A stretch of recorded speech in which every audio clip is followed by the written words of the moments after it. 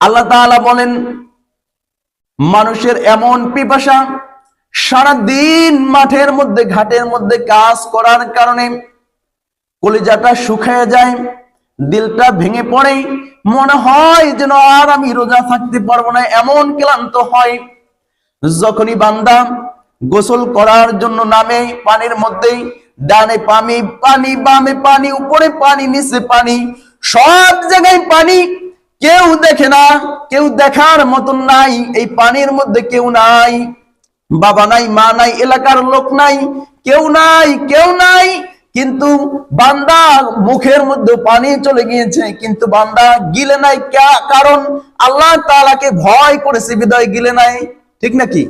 আল্লাহ তাআলাকে ভয় করার কারণে পানির মধ্যে ডুব দেওয়ার পরে পানিরও তৃষ্ণা এখানে কেউ দেখে না, তো বান্দা খেতে পারে কিন্তু খায় না, কারণ আল্লাহ তাআলাকে ভয় করে। লাআল্লাকুম তাত্তাকুন।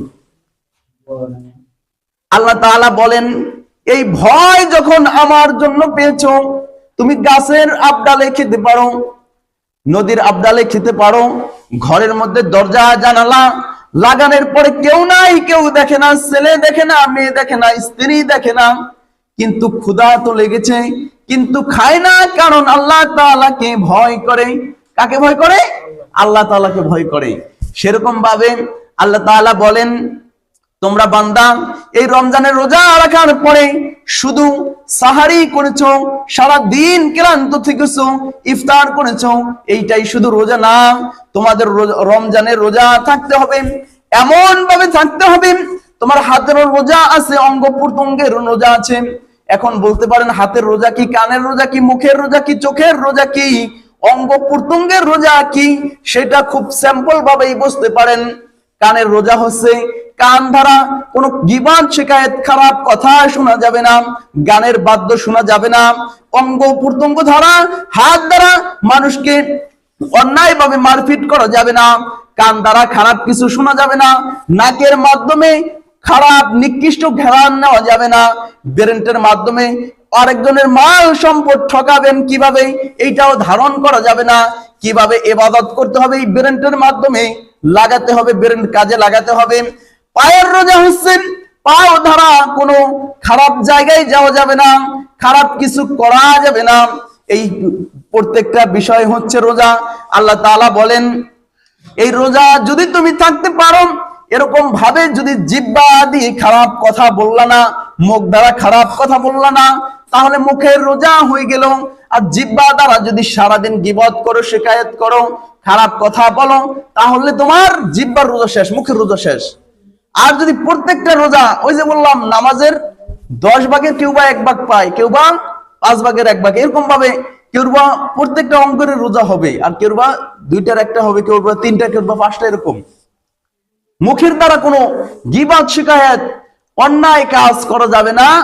যদি কেউ বলতে আসে, ঝগড়া করতে আসে, তাহলে বলতে হবে আল্লাহর নবীর হাদিস, আমি রোজাদার। আমি কি দার? রোজাদার। এই কথাটা বলে দেওয়া। এবং মিনাল জিন্নাতি ওয়ান নাস, শয়তান কিন্তু 2 প্রকার। শয়তান কয় প্রকার? 2 প্রকার। এক প্রকার হচ্ছে মিনাল জিন্না ওয়াল ইনসা ইল্লা লিয়াবুদু, যেরকম ভাবে বলছেন মিনাল জিন্নাতি ওয়ান নাস।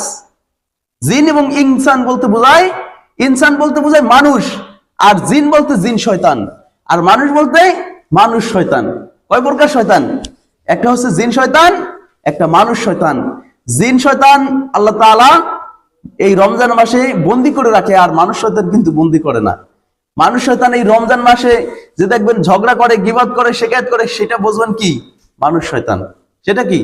অল্পতেই বুঝতে পারবেন, যেটা মানুষ শয়তানকে, জিন শয়তানকে বুঝতে পারবেন এই রমজান মাসে, ধরতে পারবেন। অন্যান্য 11 মাসে তো কি ধরা যায় না, এই রমজান মাসে ধরা যায় যে জিন শয়তানকে, মানুষ শয়তানকে। জিন শয়তান যেহেতু বাইন্যা রাখছে, যে ঝগড়া করে, গীবত করে, শিকায়েত করে, বুঝতে পারবেন কি? সেটা মানুষ শয়তান। মানুষ শয়তান কিন্তু ঝগড়া বিবাদ কি আইজা লাগাইয়েই দেয়, লাগাইতেই থাকি। এই কারণে দোয়াও করতে হবে, আমিও করি, দোয়া করতে হবে, আল্লাহ জিন শয়তান এবং মানুষ শয়তান থেকে আমাদেরকে হেফাজত করেন, এই দোয়াও করতে হবে। এবং এই মাসে যত ইবাদত, যত বন্দেগী করতে পারবো, ততই আমাদের লাভ। যেরকম ভাবে ইফতার করানো।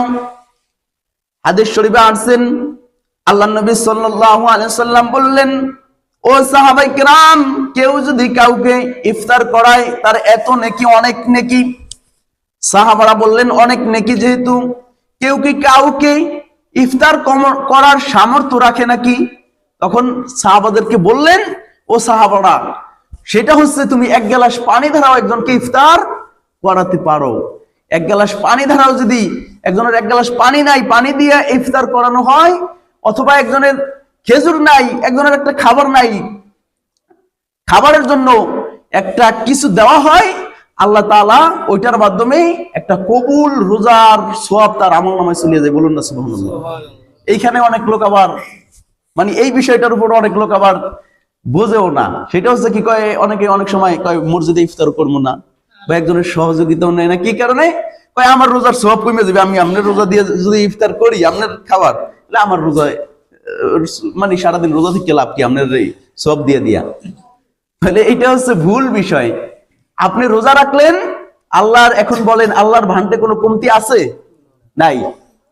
আল্লাহ বলে আল্লাহু গনিউল, যে না, আমার ভান্ডের কোনো অভাব নাই, আমার ভান্ডের কোনো খাবারের অভাব নাই, মানুষ সব ফকির, আমি আল্লাহ, আল্লাহু খৈরুর রাজিকিন, আমি এই উত্তম রিজিক দাতা।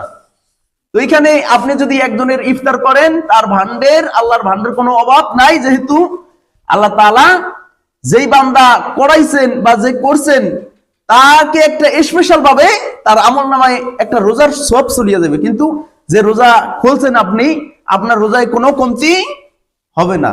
এটা বুঝার বিষয়।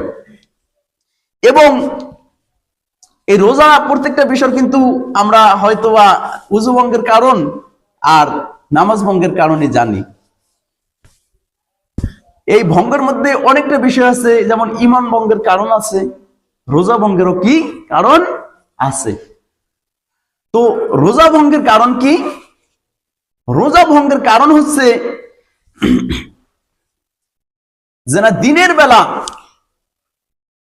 সহবাস করা একটা রোজা ভঙ্গের কারণ।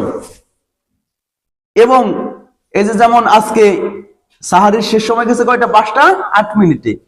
এখন যদি 5:09 আপনি মনে করেন যে সময় অনেক আছে, এ মনে করে যদি সাহারি খাইতেই থাকেন, তাহলে কি সেই রোজা হবে না। এবং মনে করেন ইফতারের সময় কয়টা, 6টা, 5টা আজকে 59। এখন আপনি যদি মনে করেন 5:59 বাজে গেছে, অথচ বাজে নাই, আপনি যদি খাইয়া ফেলান ইফতার, তাহলে আপনার রোজাটা, সারা দিনের রোজাটা কি শেষ হয়ে গেল। এইখানে একটা বিষয় হচ্ছে, এই মোবাইলের মধ্যে বা ঘড়ির মধ্যে 1 মিনিট 2 মিনিট আগে পিছে হয়, এই কারণে আপনার করতে হবে কি, 2 মিনিট পর ইফতার করেন, সমস্যা নাই, 1 মিনিট পরে আগে করলে কি শেষ। এই কারণে অনেক সময় অনেকে বেখেলে আজান দিয়ে ফেলায়, বেখেলে আজান দিয়ে একজনে ওই যে আজান শুনছে ওইটা শুনে আরেকজনে ঘড়ির দিকে দেখে না, আরেকজনে দিয়ে দেয়, হেডটা শুনে আরেকজনে দিয়ে দেয়। এরকম অনেক জায়গায় ঘটছে। আমি এক জায়গায় ছিলাম বাজার মসজিদের কাছে, থানার মসজিদের ইমাম সাহেব বলতেছে, হুজুর আপনার মুয়াজ্জিন সাহেব তো আগে আজান দিয়ে দেয়। আমি বললাম ঘটনা কি, জিজ্ঞাসা করবো। আমি বাড়িতে বাসায় ইফতার করিয়া যাইতাম মসজিদে নামাজ পড়ার জন্য, তো যাই জিজ্ঞাসা করলাম, কয় হুজুর ওই দূরে এক জায়গায় আজান হয়, সেটা শুনে আজান দিয়ে লাই। আবার এলাকার মধ্যে অনেক সময় মহিলারা বলে, কয় ওই দূরে আজান হইতেছে, আমাকে মসজিদে দেয় নাকি লিখিয়া। মানে এই একটা বিষয়। এই কারণে ওই আরেকজনের আজান শুনে আমার আজান দেওয়া যাবে না। আর আমরা অনেক মুসল্লিরা বসে খাবার ইফতার সামনে লইয়া ওই দূরে আজান দিতেছে, দেন দেন দেন, দূরে যেন আজান দিয়ে দিতেছে, যেন লেট আগে, সেটা আমাদের কি খেয়াল নাই। যেমন আসর আজান একজনে 3টা বাজে দিয়া, পরে আরেকজনে যাইতেছে রাস্তা দিয়ে, কয় ডাক দিছে, কয় এখন তো বাজে 3টা, আপনি কি সেটা আজান দেয়? কয় আমার খেয়াল নাই। পরে আবার মাইকে বলে দেয়, কয় বলেছে কেউ জামাতে আয়েন না। তো এই কারণে বিষয় হচ্ছে কি, আপনার টাইম 1 মিনিট, ইফতার যেমন সাহারির টাইম 2 মিনিট আগে শেষ করবেন সাহারি, মানে পরে না, আগে। আবার ইফতার 2 মিনিট পরে করেন, আগে না। এই দুইটা খেয়াল রাখা আমাদের জরুরি। এবং এই কারণে রোজা ভাঙিয়া যায়। এবং অনেক সময় আমরা কুসংস্কার বলতে বুঝি যে না, রক্ত বের হইলে রোজা ভেঙে যায়, রক্ত বের হইলে কি রোজা ভাঙে না। তবে হ্যাঁ, যদি আপনার শরীর থেকে এত পরিমাণ